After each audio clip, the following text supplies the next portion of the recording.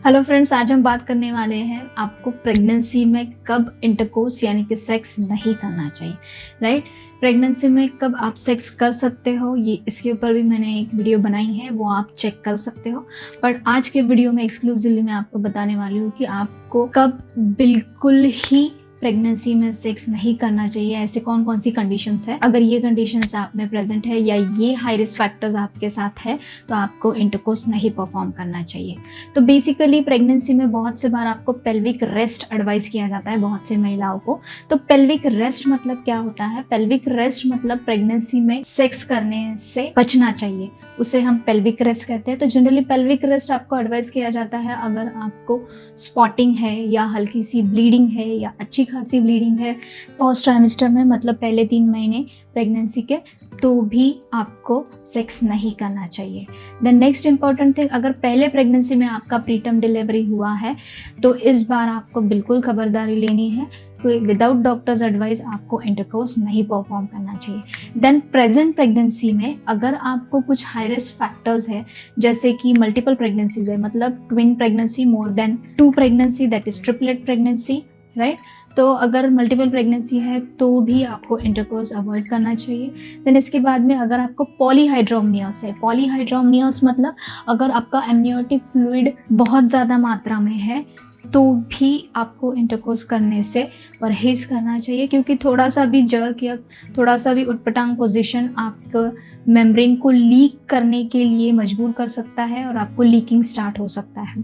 The next important thing, अगर आप खुद स्मोकिंग करते हो तो ये भी एक प्रीटर्म लेबर का कारण हो सकता है। तो अगर आप एक्टिव स्मोकिंग करते हो, मतलब आप खुद स्मोकिंग करते हो, या फिर पैसिव स्मोकिंग मतलब घर में कोई आपके हस्बैंड, आपके फादर इन लॉ, कोई भी अगर स्मोकिंग करता है और आप अर्द गिर्द रहते हैं तो भी आपको प्रीटर्म लेबर होने का खतरा रह सकता है। तो इन कंडीशंस में आपको सेक्स अवॉइड करना चाहिए।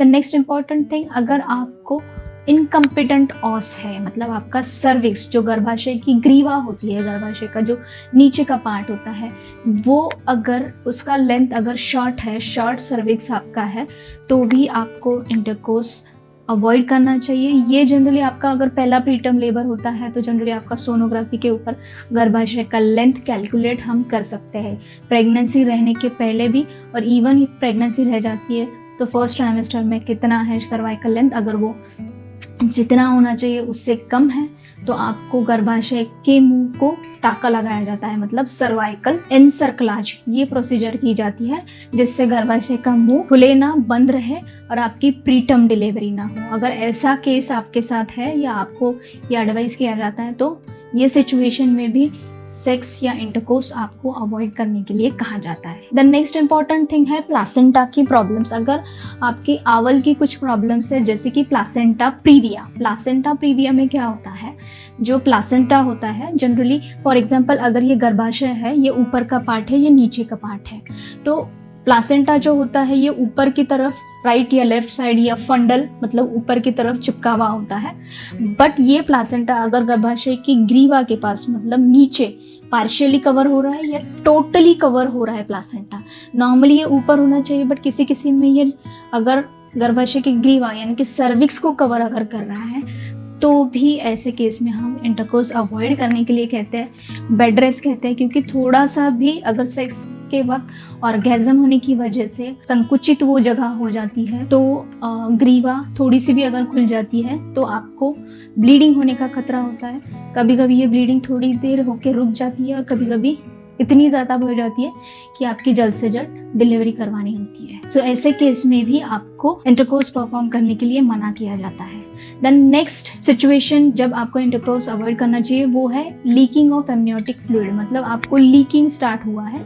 नॉर्मली वजाइना में से एमनियोटिक फ्लूइड लीक नहीं होता है, बट कभी कभी 7th मंथ, 8th मंथ या अर्ली 9th मंथ में भी लीकिंग स्टार्ट हो जाती है, मतलब जो बच्चे के बाजू का एमनियोटिक मेम्ब्रेन है वो थोड़ा सा रप्चर हो जाता है तो उसमें से लीकिंग स्टार्ट हो जाता है। तो ये जनरली जब लेबर स्टार्ट होता है, जब लेबर पेन स्टार्ट होते हैं जनरली तब लीकिंग होता है, बट विदाउट लेबर पेन अगर लीकिंग आपको होता है और बहुत ज़्यादा होता है तो आपका प्रीटर्म डिलीवरी भी हो सकता है। तो ऑलरेडी अगर आपको लीकिंग है तब उस सिचुएशन में आपको इंटरकोर्स अवॉइड करना है। द नेक्स्ट इंपॉर्टेंट थिंग, अगर आपको वाइट डिस्चार्ज हो रहा है या फिर सेक्सुअली ट्रांसमिटेड डिजीजेस कुछ आपको है या आपके हस्बैंड को कुछ ये डिजीज़ है, तो उस सिचुएशन में आपको प्रेगनेंसी में इंटरकोर्स नहीं करना है, क्योंकि इससे आपका इन्फेक्शन और बढ़ेगा या फिर यही इन्फेक्शन आपको बच्चे को भी होने का खतरा हो सकता है। द नेक्स्ट इंपॉर्टेंट थिंग, अगर आपको पेट में हल्का हल्का सा दर्द होता है, क्रैम्पिंग हो रहा है और यूरिन इन्फेक्शन आपको कहा गया है, तो ऐसे सिचुएशन में भी इंटरकोर्स आपको अवॉइड करना चाहिए। वो इसलिए क्योंकि अगर आप जो फ्रीक्वेंट सेक्सुअल इंटरकोर्स करते हैं प्रेगनेंसी में और उनको अगर यूरिन इन्फेक्शन का भी खतरा है, तो ये बार बार इंटरकोर्स करने की वजह से भी ये यूरिन इन्फेक्शन कुछ दिन के लिए कम हो जाते हैं और वापस से आपको हो सकते हैं, क्योंकि इंटरकोर्स करते वक्त जो एनस के पास के जो माइक्रो ऑर्गेनिजम्स है, जो जंतु है, वो वापस से यूरेथ्रा के पास डिपॉजिट होंगे और वापस से आपको ब्लैडर, यूरिनरी ब्लैडर की तरफ जाके आपको वो बार बार यूरिन इन्फेक्शन कर सकते हैं। तो ऐसे सिचुएशन में भी आपको इंटरकोर्स अवॉइड करना चाहिए। आई होप ये जानकारी आपको अच्छी लगी है। अगर ये जानकारी अच्छी लगी है तो लाइक बटन को ज़रूर हिट कर दीजिए और चैनल पर अगर आप पहली बार आए हैं तो विद बेल बटन सब्सक्राइब करना न भूलें।